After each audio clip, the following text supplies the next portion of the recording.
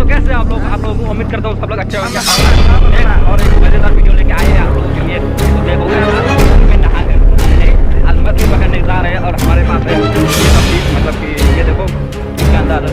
Late है और उसके बाद और भी लोग हैं मेरे साथ, तो देखते रहो पूरे इन बहुत मज़ा आएंगे गाइस। तो गाइस हम नदी पार में आ गए और देखो गाइस मेरे साथ है ये मतलब कि ज़रा सा भी धूप नहीं है तो बहुत ठंड लग रहा है, तो कोई बात नहीं हम किसी मछली मार के देखते रहो। तो गाइस हम मछली पकड़ लिया, देखो इतना सारा मछली पकड़ लिया और गाइस अब इन लोगों को मतलब बहुत ही ठंड लग रहा है इसलिए गाइस क्या आग लगा लिया इधर, मतलब कि बहुत ठंड लग रहा है तो इन लोगों का देखते रहो गाइस मतलब आग जलाया और इधर ठंड लग रहा है इसलिए बैठा है सब लोग जो भी। और गाइस देखो आप लोगों को और एक चीज़ दिखाने वाला होता है, देखो ये है मछली, तो कसा मछली हम फूल के खाएंगे मतलब आग में लगाएंगे और खाएंगे। तो देखो ये देखो गाइस मछली में हम ऐसे लकड़ी लगाएंगे और उसके बाद आग में डालेंगे और खाएंगे गाइस, बहुत मजा आएंगे,